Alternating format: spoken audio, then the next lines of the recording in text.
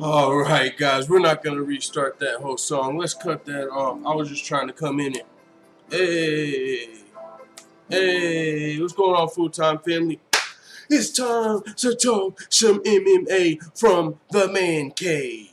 What's going on, everybody? We got a lot of MMA news. I've been busy, I've been grinding, I've been working. But it's time to talk some MMA.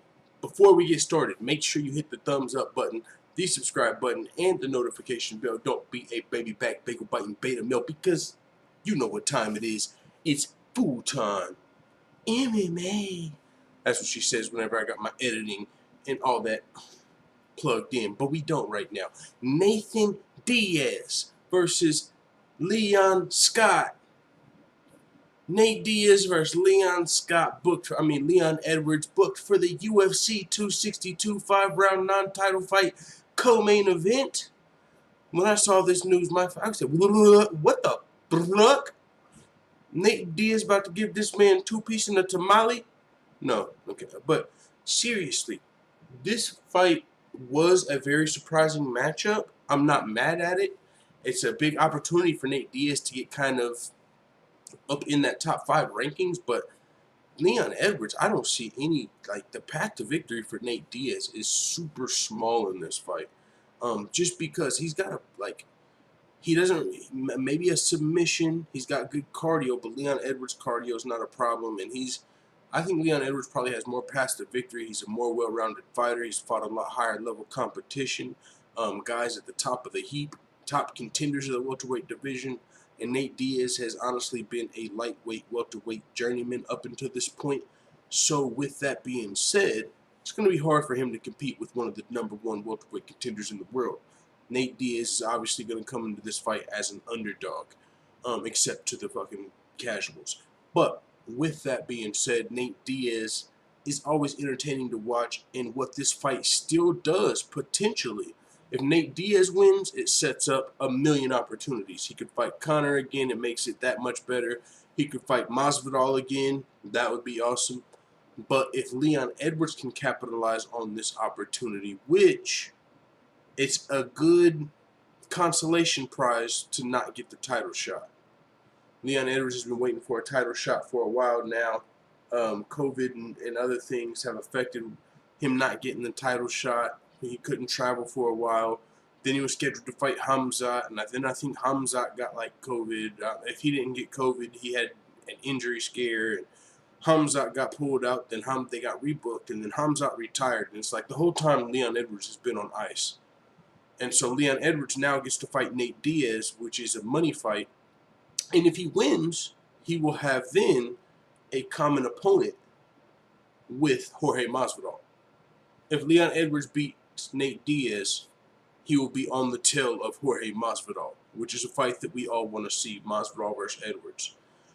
So, I like this fight. It completely threw me off guard. It completely surprised me, and it's going to be the co-main event to the lightweight title, to Michael Chandler versus Charles Oliveira. But it's still going to be a great card at UFC 262. In fact, we have the official UFC 262 fight card announced.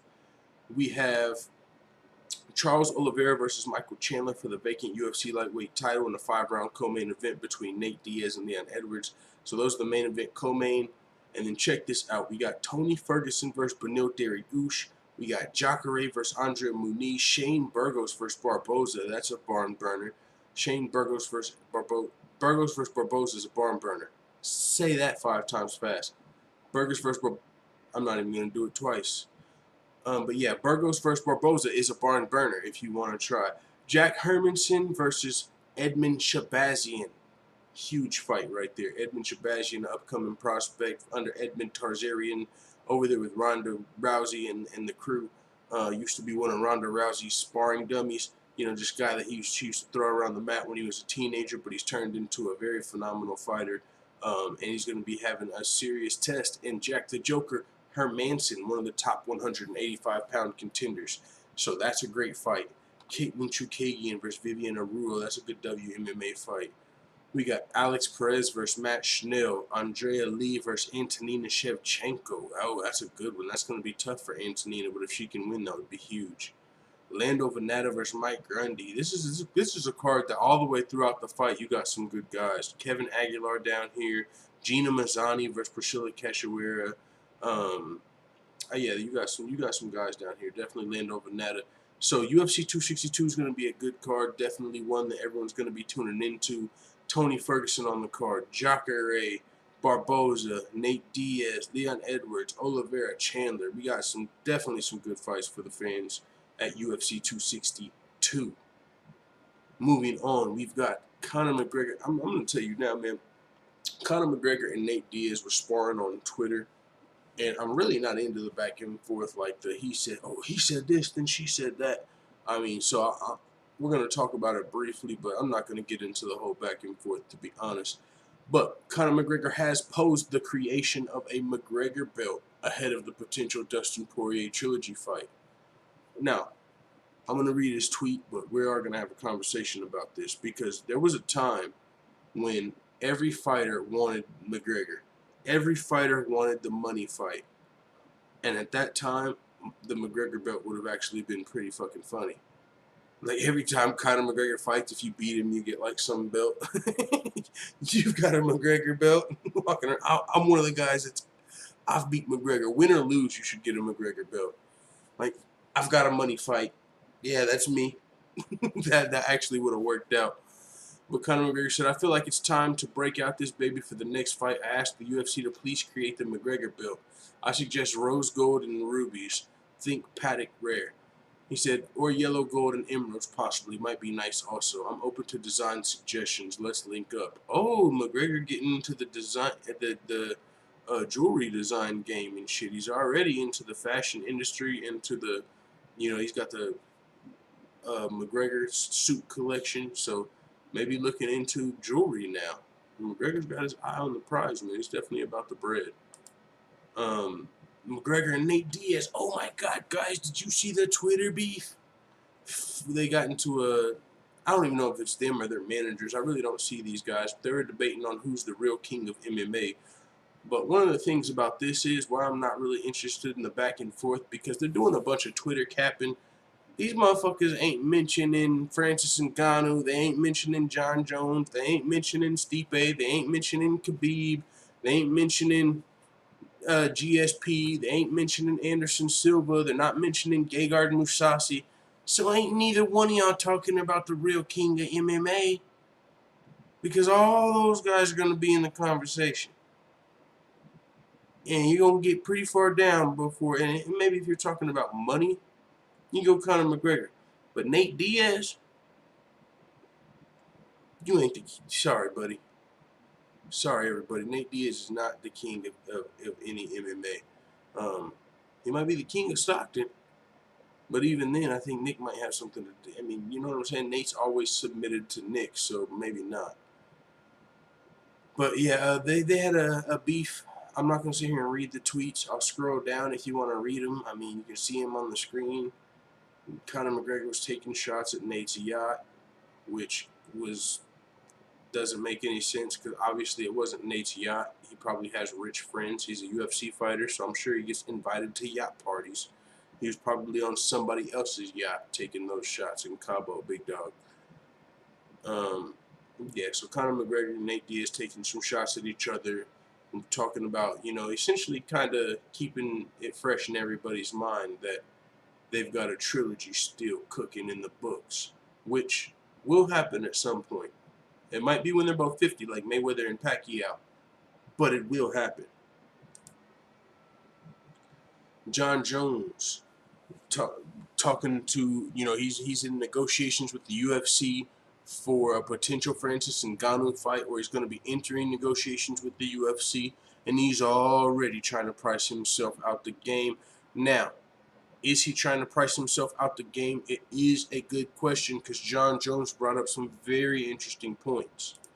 He brought up the point that he's just asking for a money fight. Everybody wants to see this fight. Everybody's talking about Jon Jones versus Ngannou. So why can't he get paid? That's what he's saying. And this motherfucker almost pulled the race card. It almost worked. Because I think Conor McGregor has tweeted the exact same thing. I don't know who got a win, Nate Diaz or Khabib. I don't know who it was, or Floyd Mayweather. There was somebody that got a win, and Conor McGregor simply tweeted, "Show me the money," as in you're gonna have to pay me. And typically the UFC pays Conor what he asks.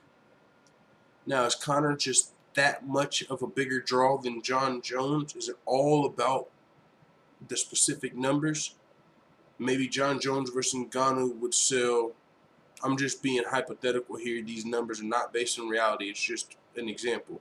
Let's say Conor McGregor would sell 50 million and Jon Jones versus Ngannou would sell 30 million. It's still a lot of fucking money. You know what I'm saying? Like, so would Conor McGregor have that much more leverage than Jon Jones? Especially considering Jon Jones doesn't even really need the money. I mean, everyone needs money, but I'm saying with the fact that he's always had leverage in the sense of his brothers are millionaires. His brother played in the NFL. He's already got clout. He's already famous. He's got money. Jon Jones could never fight again and probably be fine. So he's got leverage. The same Conor leverage. Do you want the fight or do you not? And it's a really risky fight for Jon Jones. So when you're a megastar, you're not going to put yourself in a mega risky situation if it's not going to be worth it, even if you lose. Because there's a chance Jon Jones loses that fight. Now, with him doing this negotiations, I think he's also kind of admitting he knows there's a good chance he loses this fight. It's not just like he can come in, greatest fighter of all time. Francis Ngannou's going to be easy. No, this is going to be fucking tough. And so he's going to have to be paid accordingly. And, man, I got to respect it. The only reason I got to respect it, man, is because he's got leverage. And leverage is extremely valuable, no matter what marketplace you're in. It could be the UFC marketplace. It could be your job, your career.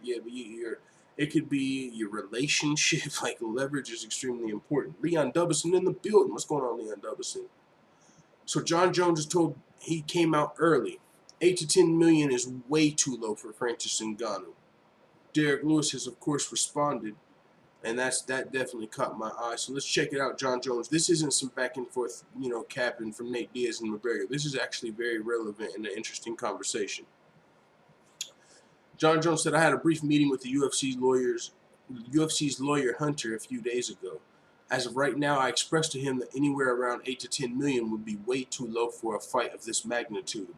That's all that has been discussed so far. I'm supposed to be waiting for what their offer is going to be, really hoping the numbers are nowhere near that low. I guess we'll see what happens." He continued, "One thing I'm sure of, I've never had more people excited to see a fight than they are now. I literally can't walk to my mailbox without someone asking me about the fight." So he sees the interest, he sees all the Twitter engagement, how many fans are beating down his door to see this fight. And that reminds you of a McGregor fight. Everybody wants to see it. He said, "I've been working my ass off for years.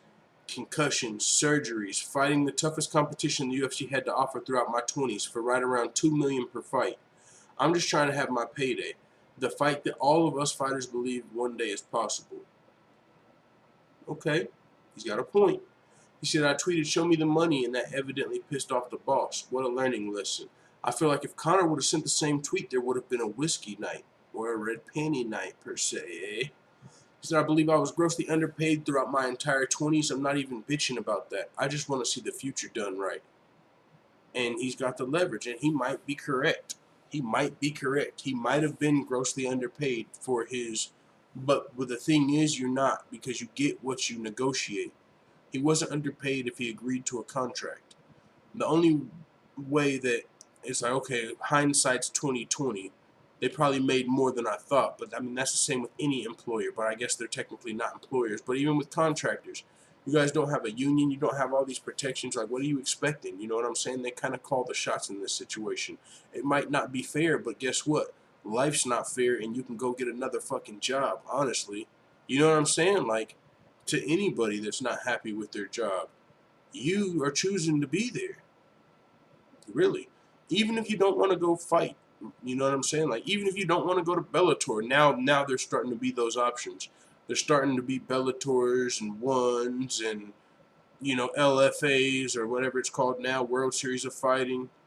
You can choose to go be a fucking barista at Starbucks or a personal trainer or go to Twitch or go be a YouTube personality. Go be a fucking coach. Go raise a family. Go be a fucking pimp for all I care, dog. Big dog. You got options, even if it's out of the fight game. You want to be the fucking modern day gladiator. You're still making millions. So, I mean, I hear what you're saying. You're underpaid compared to the UFC. But people also do have to look at it from the UFC is doing what any person would do that's trying to invest in their company, honestly. If I hire somebody for, let's just say, minimum wage, I'm a business. I hire someone for minimum wage like McDonald's. Can McDonald's look back? Can McDonald's employees look back 5 years later like, damn, man, McDonald's is making millions. They got McDonald's in Ethiopia. Why can't I get fucking, man, I was killing it on the fries, dog. I put on the Ronald McDonald suit and I spun the sign. I went to fries, to cashier. I did the desk. I even cleaned the fucking bathroom when nobody else wanted to do it. I was the coldest McDonald's employee. Man, I was the face of that McDonald's. Can you look back and ask for, you know, like, you know what? That wasn't fair. But in the future, that's why you can't bitch about it, because you agreed to it. Were you grossly underpaid? Maybe. Like, if are McDonald's employees grossly underpaid? I'm not saying fighters are McDonald's employees, but in a sense, I'm just because the employee versus contractor. But I'm saying, like, if you sign a deal, you have to honor that deal. Now, in the future, if you have leverage, you can renegotiate, which is what Jon Jones is doing right now, and that's the only reason I'm agreeing with Jon Jones, because he's not bitching about the past, but he's using his leverage for the future, and that's the correct way to do it. You can't sit and bitch about a contract you're in if you agreed to it. The only reason that would be fucked up is if you can't quit and go somewhere else, which is kind of worse. When you look at it like that, fucking a McDonald's employee always has the option to like quit and go work at Burger King. A UFC fighter's not even an employee and they can't quit and go work at Bellator. Well, they can once their contract is up, though. Once their contract is up. So, I mean, to be fair, once their contract is up, they can. So, fight out your contract and go see what you're worth on the open market. You agreed to this contract for this many fights.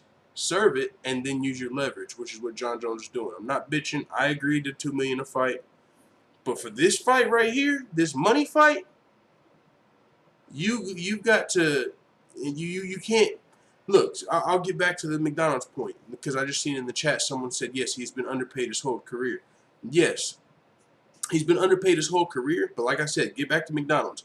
Okay, you feel like you were the best McDonald's, the best burger flipper, the best fried shaker, the best everything. Cleaned up the lobby the best. You motherfucking mopped the floors, and everyone else just used the little broom and dustpan. Yes, and you were underpaid because you were getting paid around the same as everyone else. You might have got 50 cents more than them, but you did a lot more than 50% more of the work. You can't go back later and say, hey, bro, if you want me to be the assistant manager, you're going to have to give me $50 an hour. Because whenever you hired me, I felt like I was worth more than what you were paying me. You got McDonald's everywhere. McDonald's is $1 million corporation. Because everybody feels like they deserve more. Every single McDonald's employee feels like they should be paid more. Every single UFC fighter feels like they should be paid more. So once your contract is up, you can go and say, I feel like I'm worth $50 million a fight. But is anyone willing to pay it? It's the same thing with women and cars. You know, you don't determine your market. You can be a 49er. If you're a woman, if you're a fat or fugly woman, you can think, oh, I'm bad. Yeah, women like thick men, you know, looking like a busted Pillsbury biscuit kid. You can think whatever you want. But when you go out there and ain't no man marrying you, ain't no man, they're all smashing and dashing and they're all ghosting you, You're never gonna sell that car. You got a fucking Toyota Corolla. You can't sell that bitch for $20,000. You can ask for it all you want, but that don't mean you're gonna get it. So you can be that Jon Jones or that McDonald's employee that felt like you were underpaid your whole career, but that doesn't mean you didn't agree to that in the past. And that doesn't mean anyone has to come back and say, okay, you're right. You were underpaid even though you agreed to that deal. You didn't have leverage at that point. Now you have leverage. You have to negotiate accordingly. When you have leverage, do what Jon Jones is doing right now. But like Jon Jones is doing, don't bitch about what you agreed to in the past. You know what I'm saying? And now that I've actually started my own business, it's a little easier for me to look at it like that, because every fighter does feel like they're underpaid. Every employee feels like they're underpaid. And a lot of the times it's just miserable people needing something to complain about. But Boney said, I believe I was grossly underpaid throughout my entire 20s. I'm not even here bitching about that. I want to see the future done right. I agree. You got leverage, big dog. I completely agree. If you've got leverage, if you don't need the UFC, don't take the fight. If you care about your, the UFC can come out and publicly assassinate your character. Oh, look, Jon Jones is a chicken. Bark, bark, bark, bark, bark. They can come out here, bark, bark, with a Jon Jones mask. Bark, bark, bark. They can make you look scared. Oh, Jon Jones is scared to fight Francis, everybody. If Jon Jones is too scared, we'll just let Derrick Lewis fight him.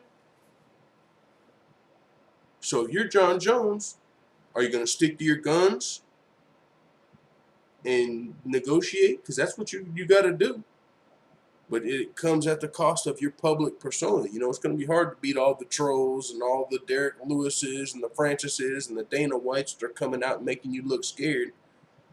You can defend yourself on Twitter, and some people will understand it. Jon Jones has leverage. But a lot more people are going to look at you like you're scared. So are you going to take the fight because people think you're scared, or are you going to stick to your guns and get that payday? I think Jon Jones is going to have to stick to his guns, but it's just, he's not going to look good. He's going to have to come out with egg on his face. You already said you're moving up to heavyweight. You already said you dropped the light heavyweight belt. Now that it's Francis, you want all the money in the world? Motherfucker, you should have agreed to all the money in the world before you decided to move up.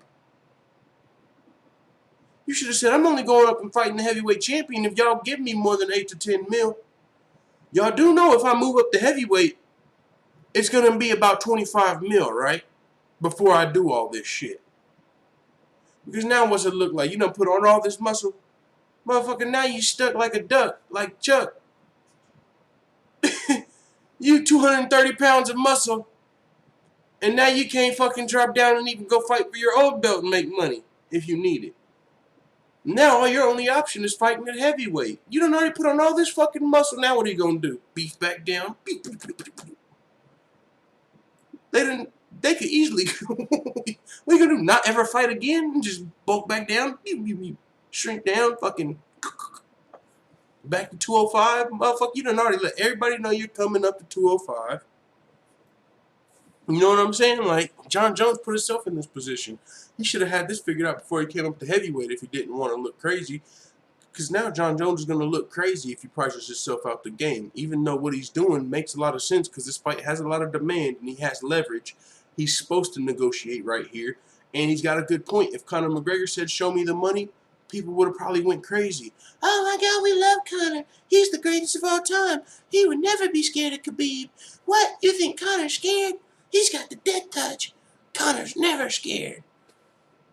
Jon Jones, one of the actual greatest fighters of all time. Oh, he's scared.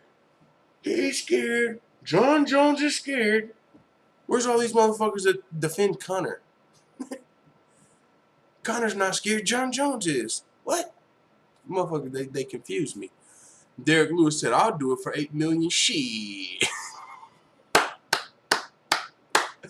You gotta fucking love Derrick Lewis. Shit. I'm him in the building. What is going on? Leon W says, I don't think he's looking to be compensated for all those fights. Just his super fight with Ngannou. Yeah, no, he's not looking to be compensated for those fights. But in a sense, when you say, I've been underpaid my whole career, now I want to make up for that. It's one thing to negotiate this fight. Hey, I was getting $2 million a fight. Now I want $10 million a fight. That's 5x your salary. That's a huge raise. Plus pay-per-view points. You can't say, I was making $2 million. Now, since I was underpaid, I want $200 million because you guys still owe me from when I was underpaid. You can't come back at the end and say, you guys still owe me. You know what I'm saying? You can go from 2 to 10, 5x. Maybe even 2 to 12, 6x, 2 to 14. But he's talking like it's way too low.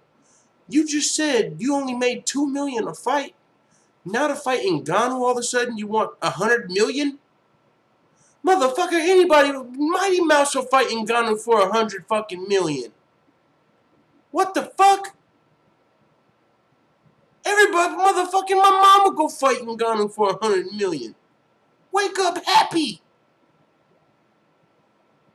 So you can't price yourself out the game because you want to make all this money back. Or you should have agreed to that.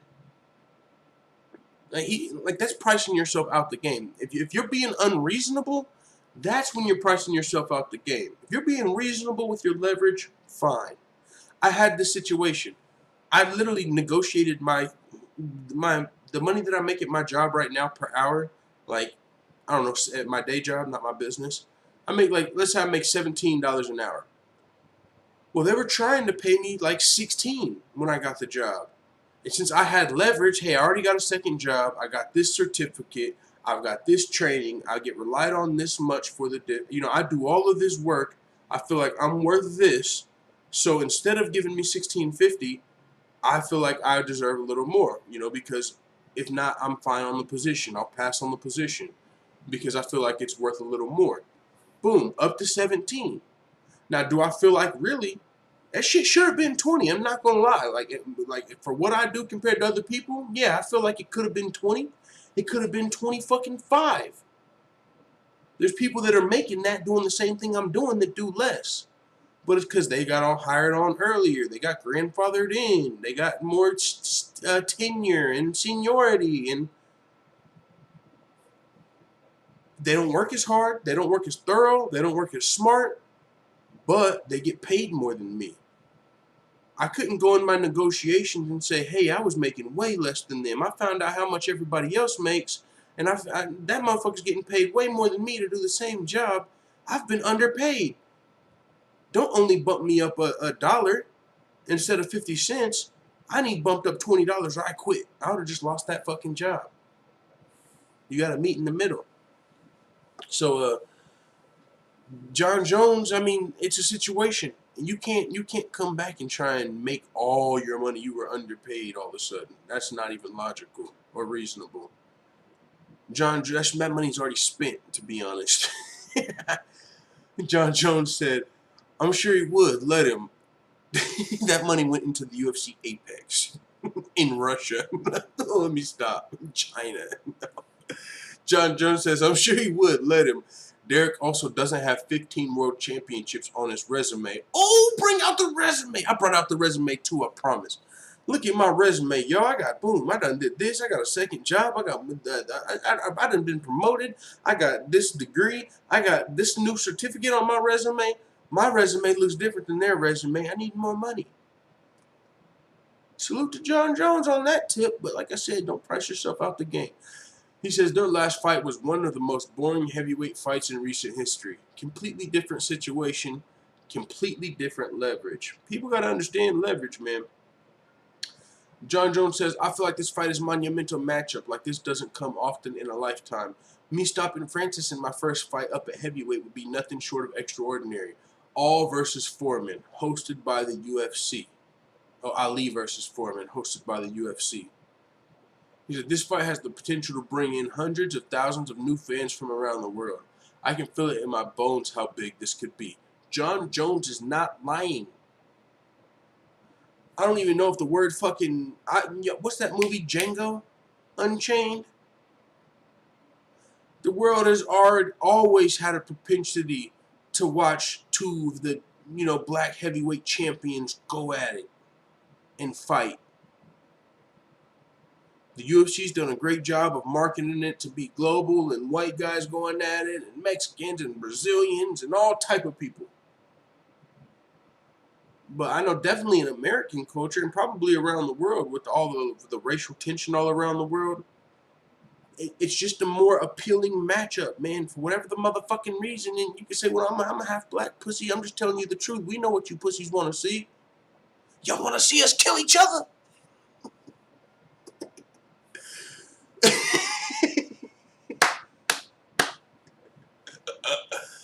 Fuck, I cracked myself up.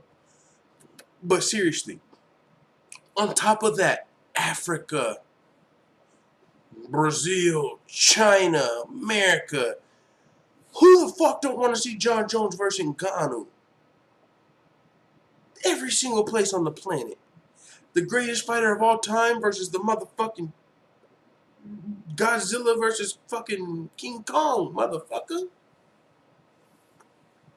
Everybody want to see that fight. Make pay the man. Fuck it, Dana White. Pay the man $100 million. I want to see the fight. Aldo calls for a big fight with Dominick Cruz. This one really fired me up today. I love this one, guys. This one, I would have started the show off with this one if it fucking was more, had the casual appeal, but I don't give a fuck who you are. If you don't like this fight, Aldo versus Cruz, you can, not me, but, you know, I don't go that way, but fuck you. I love this fight. Aldo versus Cruz? That's what you call an MMA orgasm. Like, fuck that, bro. I need to see it. Dominick Cruz, you can't fight OMalley. I don't want Dominick Cruz to fight nobody but Aldo. Aldo put him on ice. Aldo just called him out. They're playing fucking checkers.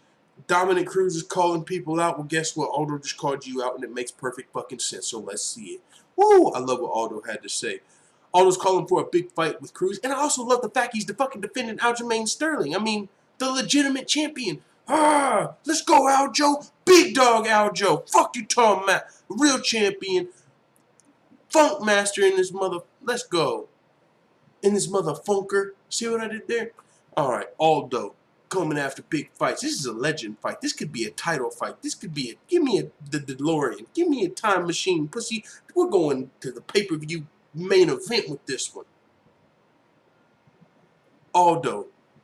He said it's a big fight to make. Dominick and me because of our importance in the sport. I agree. Aldo said we're both WBC champions. Oh my God, make it even better.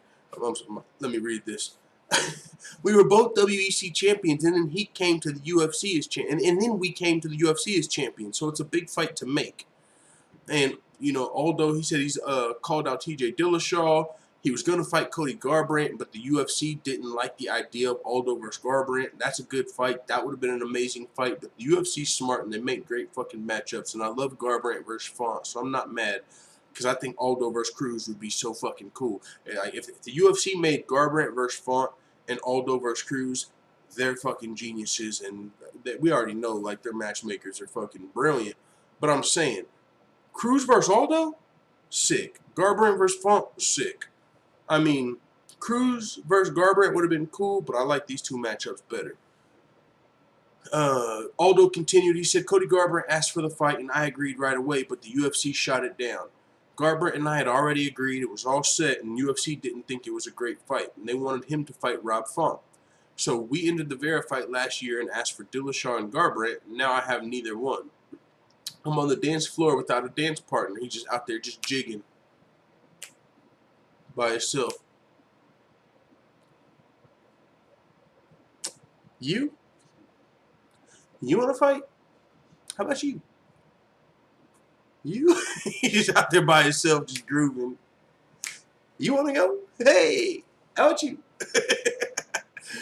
He said, I'm on the dance floor without a dancing partner, but we've been asking for Dominick Cruz for a while now, and it's a fight everybody asked for.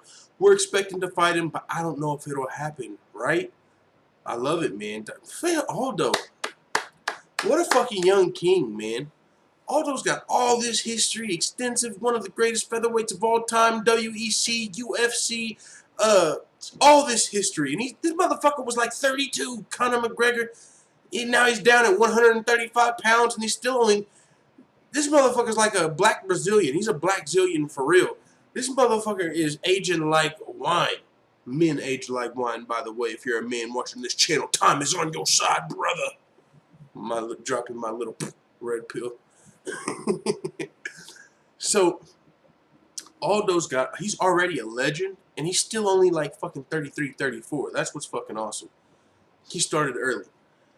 So, he's expecting to get a fight. He said he's been asking for Cruz for a while now, and it's a fight that everybody asks for, so that's what he wants. But he doesn't know if it'll happen. He also talked about, recently Dominick Cruz talked about fighting Sean O'Malley, which that would be a really cool fight. That'd be a win-win for Sean O'Malley. But I think Aldo versus Cruz would just be a more monumental fight. He said, Dominick Cruz is a great fighter, and he's always had great performances. If it wasn't for his injuries, he would still be competing for the titles at the top. Injuries have been an issue for him. He hasn't been in the UFC, what we were used to seeing from Dominick Cruz. But I'll always see myself as a title contender. There's no escape. Becoming the champion is all I think since the moment I moved down to this division. I'm ranked number 5 now, and I want to fight more often. You can be sure that sooner or later we'll grab that belt. Now, that's going to be a tough task, a tall task for Jose Aldo, but the belt, I mean, it's a good motivation to have, especially when you are the former Kingpin and Scarface, and you know what them pay-per-view points taste like. As far as Jose Aldo considering Aljo Sterling the champion, this is what he had to say. I do consider Aljamain the champion. It wasn't his fault. He didn't throw the illegal strike or anything like that.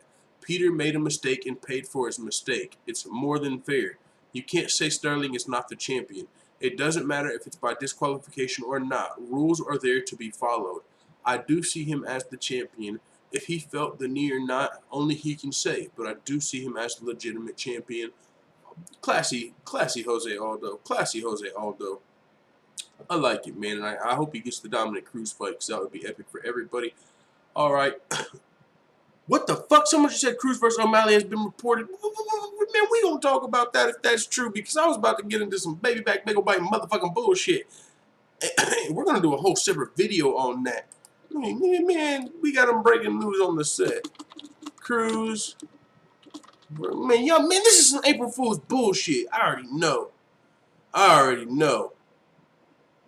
Watch, this is gonna be some fucking... Ooh, watch, someone's gonna be April Fool's. It's gonna be Cruz versus O'Malley. Yeah, I'm getting April Fool's. O'Malley versus Cruz must be next. Bisping explains why. Sean O'Malley wants to fight Dominick Cruz as the co-main event of Poirier versus McGregor 3. I like that.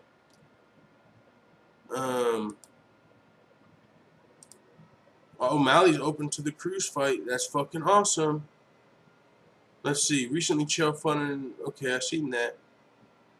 O'Malley said, I heard Dominick Cruz texted Chael Sonnen saying he wanted that fight. So I don't know if Chael got a prank text from a fake Dom or if that's real. But that's a potential matchup. He said, I know Dustin Poirier tweeted the other day, July 10th. Referring to the rumored date of Poirier and McGregor. So I'm thinking that's a pretty good co-main event type dude. Dustin versus Conor, Sugar versus Cruz. I don't know. I think it makes sense. That might be it. July. We'll see. I definitely want to get in there a couple more times this year. Head on straight. International Fight Week. Conor McGregor co-main event versus Dominick Cruz. Sean O'Malley. He don't even have a fucking manager and he makes the perfect plays. He makes plays smarter than some of these motherfuckers' managers, bro. Like, he don't need a manager to tell him, hey, Conor's got a fight coming up, co-main event, or take this fight. You might not agree with the... Sean O'Malley's a guy that's felt like he's worth more money and deserves more money, and he'll renegotiate, but he still doesn't go way overboard. Like, okay, I feel like I'm still worth more, but I'll take that. Okay, I still like I'm still worth more, but I'll take that, and then I'm going to prove that I'm worth more. You got to take it in steps. You can't just say, yeah, I'm making $10 an hour, but I feel like I've been worth more the whole time. So when I get a raise, I want $100 an hour because you motherfuckers been underpaying me. No, you go from 10 to 12 to 14 or 10 to 11 to 12. You don't go from 10 to a fucking 100, John. My bad. But I would love to see Cruz versus OMalley. It's a win-win for Sugar. If you lose, you lost to a legend. If you win, you beat a fucking legend. That's the perfect fight for Sugar Sean O'Malley. It needs to happen, and it needs to happen ASAP. But I'm pretty sure I got April's Fools. Patricio Pitbull is talking about if Michael Chandler wins, the UFC will have to suck it up. Patricio's just capping. What he's saying doesn't hold much weight. The UFC obviously fucking knows that. They wouldn't have put Michael Chandler in this position if they didn't know that that was a possibility. Obviously, Michael Chandler can come in here and say, look, I've told you Bellator's as good as the UFC. It's always been my dream to be a UFC champion. And I've always known I could do it even over in Bellator. We love Bellator. Yeah, obviously he can do that. UFC would have to suck it up. But they knew that when they put him in the fight. They could have made Dustin versus Oliveira. They could have made fucking Dustin versus Justin too for all we give a fuck. They did not have to put Michael Chandler in that title fight. But they chose to. They know that this is a possibility, Patricio, but you're welcome for the headline and you got some attention, big dog. But yeah, I'll tell you this much though, real quick on Bellator versus the UFC. Even my fucking girl, like, that don't watch the UFC, that's, you know what I'm saying? I mean, ex-girl, whatever you want to call her, even she was like, whoa, that would be cool if the UFC went versus Bellator, like 6 fights for 6 fights. Like, she was like, whoa, that would be sick. Like, people would love to see that. What is going on? First time catching you live, Skate for Life. Was that 304? What's going on, big dog? In the building. What's going on? If that's got 304 in the name, I'm rocking with it. Turn it upside down. That's what's going on. What's going on, Skate for Life? Thanks for stopping by for your first stream. Talking a little MMA today. I got a video coming up later. We're going to be talking about what does she bring to the table. And I want to know in the comments of this video, anyone listening, somebody told me they don't want to hear about relationship shit or intersexual dynamics on this channel. This was just one person's opinion. But it's also, that stuff gets a lot better reception than even the MMA stuff sometimes. Like those videos, the thumbs up ratio will be higher and they'll have more views. So I might need to talk MMA on a separate fucking channel, honestly. But let me know. I mean, the audience is the same. It's men that watch this channel and men that I'm trying to help with the other information. So, I mean, I think they correlate well as far as who watching the stream right now doesn't need to know that they've got more value than the typical modern woman. If you're a man watching this stream right now, you need to know you have leverage. We've did a lot of talking about leverage in this stream and how it's good to have leverage when you negotiate. It's the same thing in a relationship. If you actually want your girl to act right, then you need to be able to say, hey, I don't have to be here. And if she's like, okay, then you can go your separate ways, but you get to keep your leverage and you don't have to get fucking demasculated and fucking whipped around and being used and drained. Keep your leverage. That's why I'm in this fucking room. Me and my girl, we've been together 9 years. We're still talking and trying to figure out how we're going to live with this new reality and this red pill information of, hey, I came up raised by a single mother, beta. You came up raised as a feminist type woman, masculine. Right now, either I'm coming in my masculine, so you can either come in your feminine or you can go the other way, because I'm not into fucking masculinity as a fucking masculine man. So now you also have the opportunity to submit and become feminine.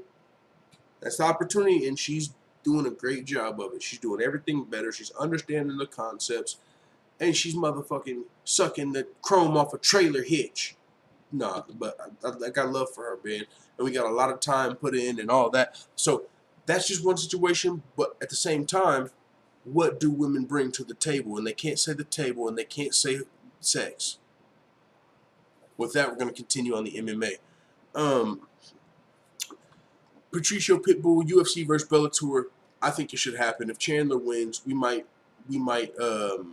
get to actually see some UFC versus Bellator type shit because it opens up that door. If Chandler wins, it lets us say, oh shit, look, some Bellator guys can beat some UFC guys.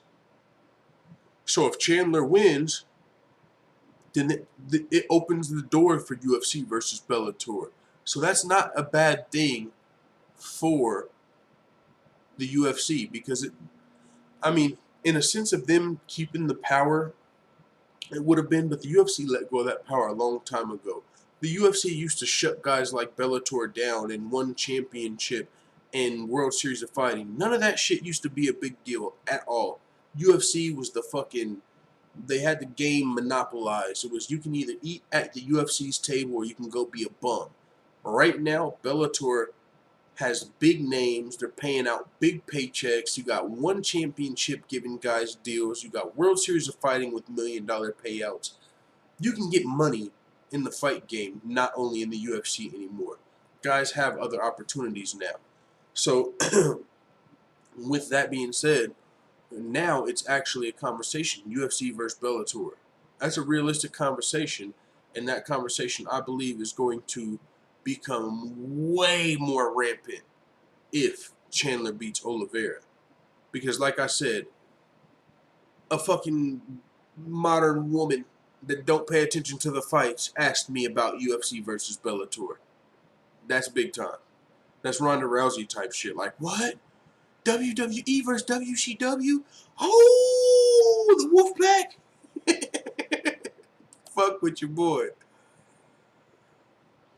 The UFC's got a new sponsor. This is just a little quick trash talk. Just not even just new pay tiers. This helps out people like Kevin Holland and Andre Ewell and Cowboy and all these guys that come in and fight 5 fucking times a year. They're gonna probably appreciate this quite a bit. But it's sponsorship pay. Guys still don't get their own sponsors. They're probably gonna be happier with this pay than they were the Reebok pay. But hey, it is what it is. Fighters don't have many options. Not much to talk about. This topic probably could have came in a little bit earlier because this is pretty spicy. I don't want to get too into it because, mafioso might be a stretch, but the UFC, yeah, they've got the power. I've got the power, or they've got the power. It is what it is, and yeah, they've got to be a little fucking mafioso to deal with you fucking meatheads. I'm sorry. Every single one of you fighters have egos and are trained killers. If the UFC doesn't come off with the hint of mafioso, it's not gonna work. You motherfuckers ain't gonna listen with them egos and them skills. Y'all gonna fuck a Dana White up. Could you imagine if Dana didn't get all fucking bulky and beastie? You know how many times people used to probably think, I will beat the fucking shit out of you, Dana. Even guys like Demetrius Johnson probably used to feel like that. I will beat your fucking ass, Dana. Now, some of these guys are like, man, Dana's got something back there, man. I would hate to be the dude that gets knocked out by Dana White. Wouldn't you hate to be the fighter that got knocked out by Dana White? What? Oh, shit. Who would want to be that guy? Oh, no, that would be embarrassing. So now people got to go, whoa. Francis Ngannou don't, but a lot of these guys got to give Dana a second look. Like, man, you be training fucking jiu-jitsu with Masseer on the weekends? Or what? Dana, do you be training Muay Thai down there when you be in Thailand, dog? Huh? We know you used to box, Dana. What else you be doing, man? Got him thinking. It got him thinking. So, and he's juiced. Yeah, he's juiced. He can be. He's not under USADA. Y'all sure y'all want to do a big Dana? I got the EPO. I got the motherfucking testosterone. I got the HGH. I got the motherfucking... I got the Russian shit. I got the shit they can't even detect yet. Even if I was on USADA, you motherfuckers wouldn't know what I was on. I got that shit they was using in the Russian Olympics. Salute to Khabib and the boys. Let me shut the fuck up. No, but Luke Rockhold, he's saying that Dana White's a tyrant and they're very mafioso in negotiations. People have been kind of iterating this for years. I've never heard anyone come out and say, Dana White's the most friendly guy I've ever met in my life. Now, people do. Dana does do things that don't make publicity, and for good reason. Like, he's paid like Cowboys legal fees, and I'm sure there's people that have funeral fees or family fees or court fees. I'm sure there's little things Dana White does for people behind the scene that people don't know about and don't get publicity because it's not the narrative. Dana White's big, bad, evil Dana. Dana White's not just some evil guy. He's got a good relationship with a lot of these fighters. But when it comes to money and negotiations, everybody pay attention. Pay attention to this. It's business, not personal, Luke. Sorry. John. Sorry. Everybody, it's business. It's not personal. Just because somebody is stern in their business doesn't mean they fucking hate you. Unless you make them hate you in negotiations because you're being unreal fucking listic. But typically it's business and it's not personal. People want to get personal when it comes to business. Like, come on, Dana. Remember that one time we went to the baseball game and you told me I was one of your favorite fucking middleweights, man? But you're paying me like I got knocked out 3 times in a row. But we went to the fucking baseball game, Dana. Dog, you got knocked out 3 times in a fucking row. I can't give you that much money. I ain't even giving that to him. And he's younger and he's better. Come on. But what about the fucking baseball game, Dana? Bro, you're my son's favorite fighter. I asked you, you said yes. You didn't tell me you were going to hold this shit against me? It's business. It's not personal. You don't sell that many tickets, big dog. You don't put that many asses in seats. Motherfuckers don't buy popcorn when you walk out. Nobody in Africa or Russia or China gives a fuck about you, dog. But what about the baseball game? We went. Bro, I can pay you this and you can take it or leave it. What are you going to do, fight me? Because my niggas got guns. We're not the mafia, but you're not about to beat my ass because you don't like this negotiations. Sorry. It's business. It's not personal. Sorry. I know a lot of you motherfuckers got these egos and you're emotional and were probably raised by a single mother. I completely get it. You're probably blue pill. Dana's probably telling them that. I get it. But it's business. It's not personal. Sorry. Sorry, Luke. Love you, dog. No, you don't, because we went to the baseball game. Yeah, fuck out of here. Alright, guys. Let's check out the chat before we get out of here. That's the stream. That's the topics. We're going to check out the chat. Chop it up with the full-time family. Thanks to everybody who's new. Thanks to everybody who's old. Thanks to the day one hitters. Salute. Oh, that's been a while. Hey, I bet you I still got that list of day one hitters, but who even knows how many of them are still around. But salute to everybody. Let's pull up the chat. Jonathan Wilberding, Skate for Life 304. First time catching you live. Gotta go. Tim Hutchinson says, holla. Remove Lizard says, good to see you changing your beta way. Let's go, sir. The MMA Superfan said, thoughts on the UFC going public? I heard that one of the stipulations of the deal is that Endeavor must purchase 100% of the company before the offering. That means Dana must sell his 9%. I did hear that they have to go 100%. And that would mean Dana has to sell his 9%. Now, if Dana sold his 9%, I could see them working out some fucking backdoor deal. We'll give you like 0.01% of Endeavor, which will equal out to your 9% of the UFC. Or we'll give you something else, but they're going to get that 9% off of Uncle Dana if they need to. Do you think Dana White's retirement might be sooner rather than later? And that's another thing. Dana's whole personality and his whole persona of masculinity, yeah, they ain't going to keep that around for too long. Dana White's one of the last lone toxic males that they allow in the fucking public. Let me chill. That is, you see in the public. I'm talking about they allow like a goddamn conspiracy theorist. But yeah, people are turned off by Dana White. It's not going to be good for business in the end. Someone's going to complain about something Dana says or about how he treats the fighters, and he's going to be pegged as this non-politically correct character, and I would imagine. And I could see Dana White being, if he doesn't just sell it, but I could definitely see them trying to even, I could see him getting out. And he's going to have plenty of money. He could just retire just because he wants to. But I think he loves it, though. That's why he still does it. I mean, the question would be, if he has to sell his 9%, would he want to ride off into the sunset, or would he want to stay with the company? I could see him staying with the company, but at the same time, I could see him, if he chose to. But I could also see them going with a new face of the company for the reasons that Dana White, I mean, it works because it's the UFC and you need a strong character to be the head of the face of the UFC. But at the same time, Dana White, with his, like, he's got a lot of connections to non-politically correct figures. And so I could see him kind of going off into the sunset. So yeah, I could see his retirement being sooner rather than later. John Extra Skirt of Francis.